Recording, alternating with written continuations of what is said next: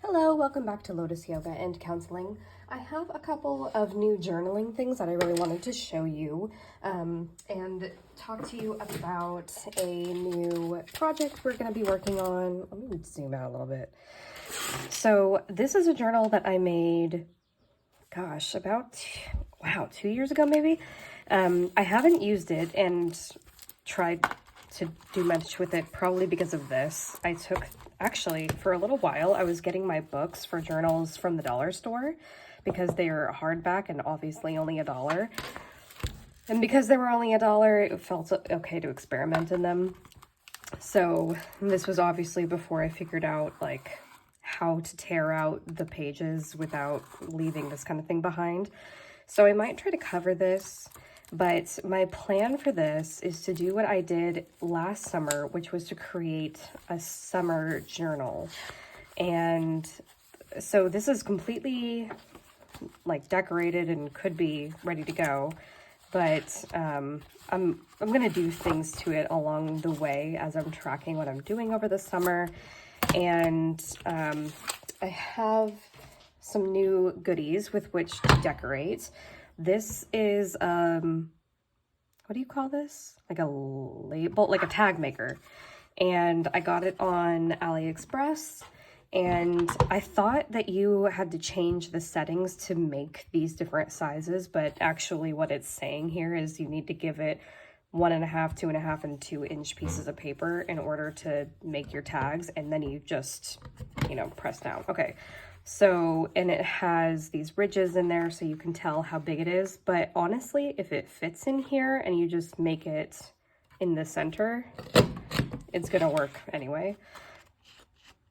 Oh, that's what it must have been talking about. Oh, well, it actually shows that. Anyway, so now I can cut this down, whatever. So that's helpful. There's no catcher for it, so I lift it up and it's got these little bitties. And then I got this absolutely gorgeous handmade paper. This was one of those moments where I should have read what the dimensions of the paper were, because I thought this was going to be a lot bigger. But it's got, gosh, and it smells really nice. I don't know what this one is. This one might just be paint splatters. These ones are my favorite. These kind of traditional rice papers. And they're really strong. All sorts of little fibers in there.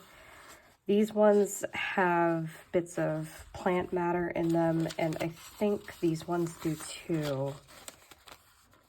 I don't know what that is. It's really thick. Here's another rice paper. And another one that looks like it's probably the same thing, but just dyed.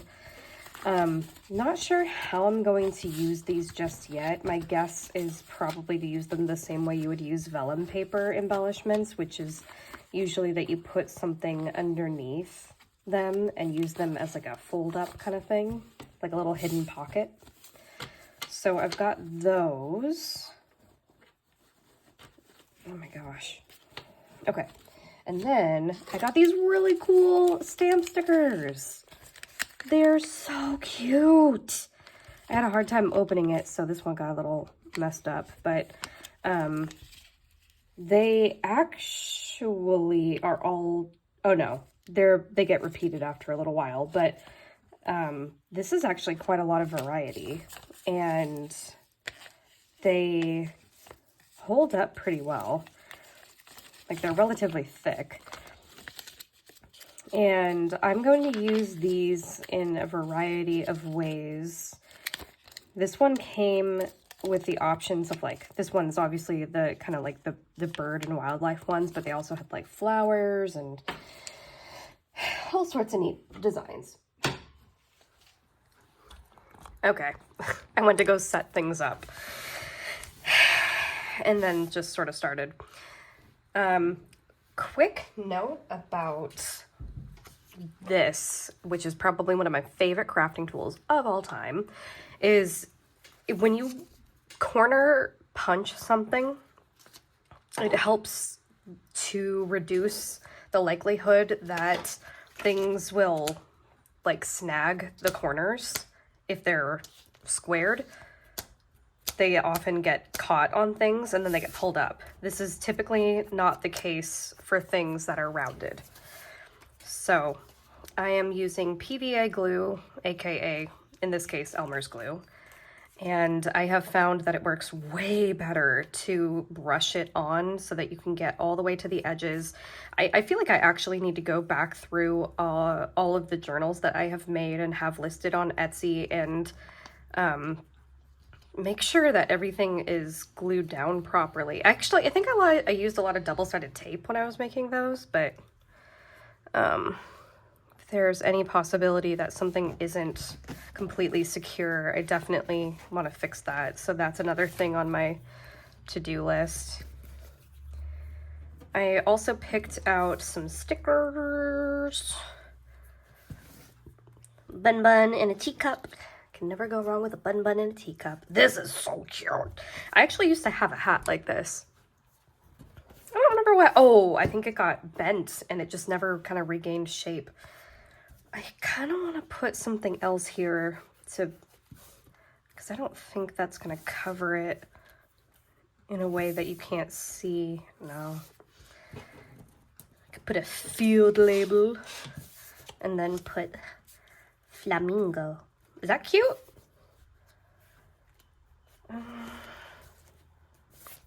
Bun bun. I don't know. We'll see. I also have this freedom of the outdoors, which definitely needs to go on here, but I don't like having too many words in a cluster.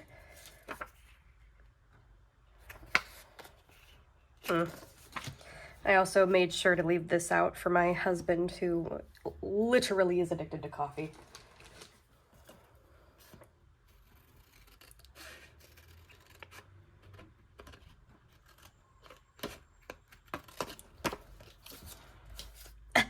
It's not straight. Wabi Sabi does not apply to straight edges. At least not right now. Let's see. I hear the garbage truck outside. Oh, that's cute. Okay.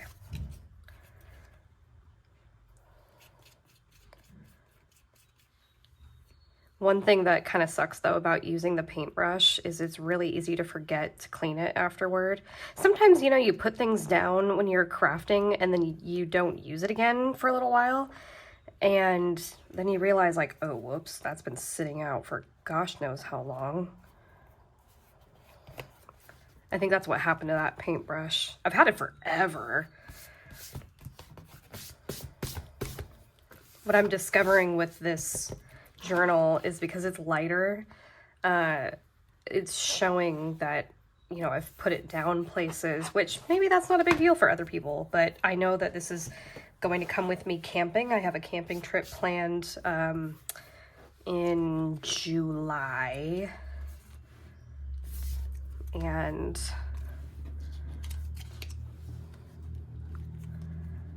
if I'm gonna take it with me and like leave it, like put it on the park bench or what have you, it might get a little icky. But it shows that it's been used. I mean, even from the outside, I'll be able to see like how much good it served. I'm not really a flamingo person, but I really like the colors of this one, so maybe I'll put that there. Like, kind of offset. Let's see if I can even get this off. Sometimes these little standalone stickers can be such a pain in the butt to get the backing off.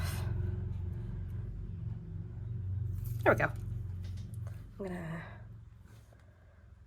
set that right.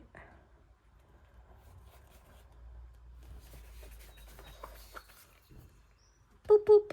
Okay. I have a session in 5 minutes. Sometimes what sucks about doing crafts like this is you get in the flow and then you realize, oh, probably should have pivoted out of that because now I just want to work on this. I don't need that for anything. Let's see. And then I totally somehow just forgot I had these guys. But they don't quite go with this. See, here's something too. If you collect various types of ephemera and decorative pieces, like you have the vintagey looking stuff that have more subdued colors and shapes and drawing styles. And then you've got this stuff, which came from a packet of papers that I had from Michael's, you know, those tearaway pages. This came from like a sticker pack that I got on AliExpress. They go together well enough, but I feel like if I were to put down one of these, it wouldn't quite go together the same way. It's like the color palettes are different. So that's just something to consider, which is also why I probably haven't been drawn to putting like this one on here or this one on here, because these are older pieces. Obviously, they were made relatively recently, but they have been made to look aged. Here's the journal cover as it is. I took, I get these sticker pads at Michael's, and this was one of the pages in here. So, get in there. Okay. And then I also glued down handcrafted. I will add more stuff to it. The page of scavenger hunt items, I'm going to leave in here as it is, or I might rewrite it. I don't know. I can be kind of perfectionistic about that kind of stuff where I feel like it needs to look nice. But at the very least, you know, let's make a pocket to go in the front here, because this is going to be a major focal point of the things that I do this summer. I have a batch of pre-made envelopes.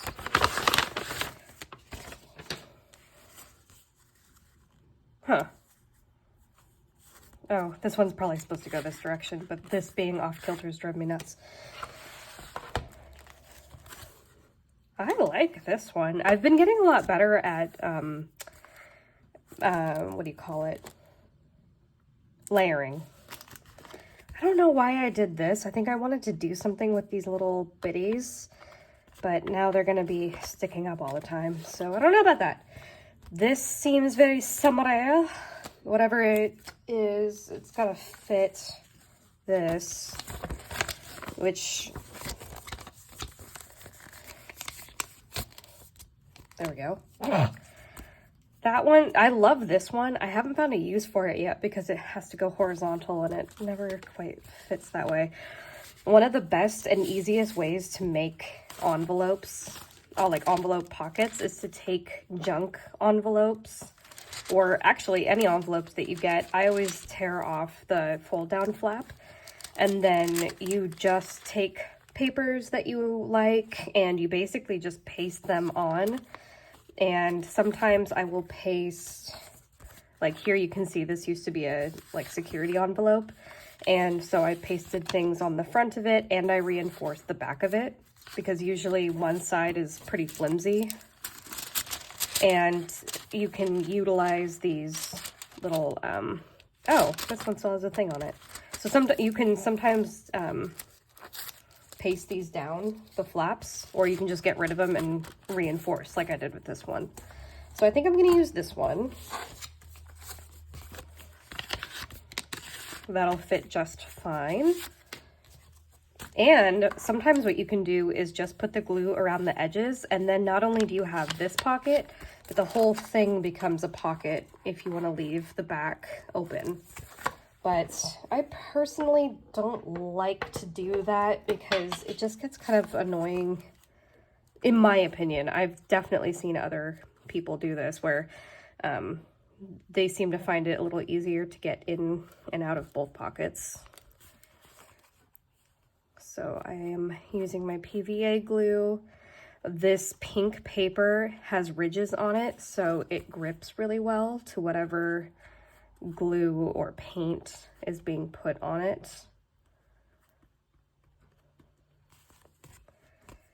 And I'm actually really surprised at how strong PVA glue is. So it's kind of as soon as you put it down, it needs to stick where you put it. So it's a good idea to take your time figuring out where it's going to live. Oops.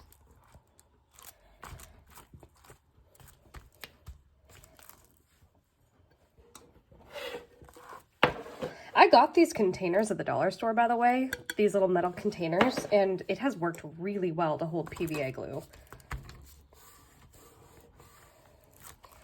I was not really sure if it was going to dry out, but it is pretty airtight. And that is where this is going to live. So that is a great beginning to this summer journal. I've got the cover made. I've got kind of one of the main focal points of the journal ready to go. It's already embellished.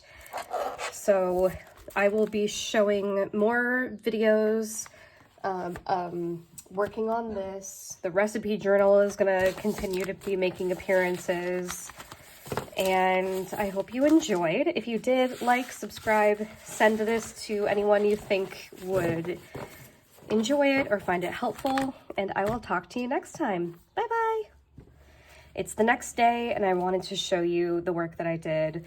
So I took the scavenger hunt and very specific goals, ideas that I had, and I used this cardstock that obviously has pre-printed lines on it, and I just sort of rewrote the ones that I really want to make sure happen, like a picture of a lighthouse, a postcard of Mount Rainier. Those are possible.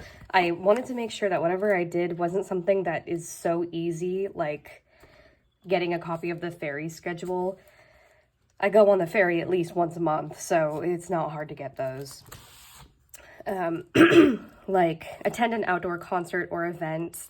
I don't normally do that, so it's going to help me enjoy what I'm already going to and make sure, like, it kind of gives me a guideline of places that we can go. Like, if I'm going to teach my husband how to swim, I've got to find the right place to do it. So that gives us an idea where we're going to end up. And the only other thing that I did was I made this little fold down journaling tuck spot, or it could just end up being like a bookmark, but I made it out of coloring book paper. And if I were to take this camping or somewhere where I knew maybe I could possibly get bored, like we're going on a trip that is going to require us to take a plane, I could bring colored pencils and color that in. So that means I'll probably add some more pages like that at some point. There's room for extra signatures in here. So I might add like a whole section of coloring pages, and I would probably twine bind that in so I can take them out instead of doing the 3-hole pamphlet stitch like I have here. So I hope that gave you some ideas for a journal that you can make for yourself, or you could even make this and give it as a gift. This would make a great summer gift for someone who isn't really sure what their summer is going to look like. They're kind of needing some ideas, needing something to keep structure with. And yeah, I'm gonna be returning to this throughout the summer, updating it, and I hope that you enjoyed this. Like, subscribe, send this video to someone who you think would enjoy it, and take good care until next time. Bye-bye.